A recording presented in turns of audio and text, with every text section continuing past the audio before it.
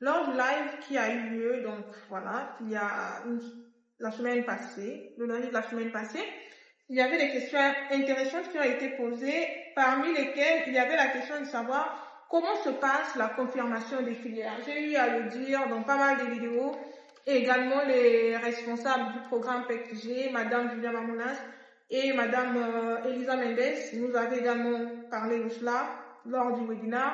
Il est impératif pour vous de confirmer les filières lorsque les résultats provisoires sont publiés. Les résultats provisoires du PECG 2026 seront bientôt publiés. La date prévue, je crois bien que c'est le 15 ou le 9 octobre. On entrera d'ici là en octobre. La date est prévue en octobre, là, en mi-octobre.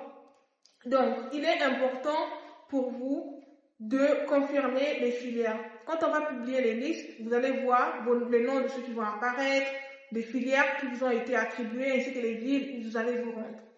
La première des choses que vous devrez faire est de confirmer. Alors, comment confirmer? Pour confirmer, une fois de plus, jusqu'à l'année dernière, la confirmation se faisait en envoyant soit une lettre que vous allez rédiger, adresser auprès de l'ambassadeur ou encore le consul général du consulat ou de l'ambassade du Brésil dans votre pays d'origine.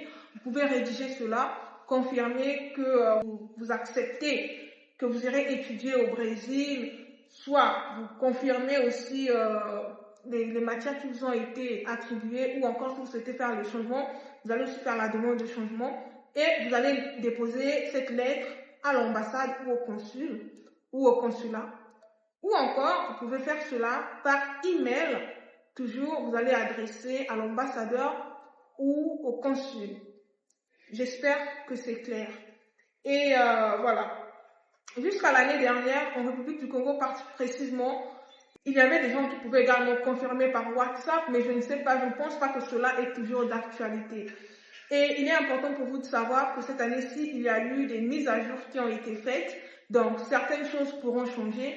Restez connectés, restez en contact avec vos ambassades ou vos consuls pour ne pas manquer d'informations capitales. Et surtout, comme je vous dis toujours, vous pouvez trouver les numéros des consulats ou des ambassades sur Google. Vous allez simplement taper ambassade du Brésil au Bénin, au Togo, au Congo, au Cameroun, en Côte d'Ivoire. En tout cas, vous allez voir les numéros de téléphone vont sortir. N'hésitez pas de rentrer en contact avec eux. Si vous êtes dans la ville où se trouve le consulat ou l'ambassade, allez-y directement afin de vous munir des informations que vous avez besoin pour se rassurer que vous suivez ce qui vous est demandé. Je vais faire une autre vidéo où je vais vous parler de ce qui se passe si vous ne confirmez pas. N'hésitez pas de la suivre sur ma page et surtout prenez bien soin de vous. Au revoir.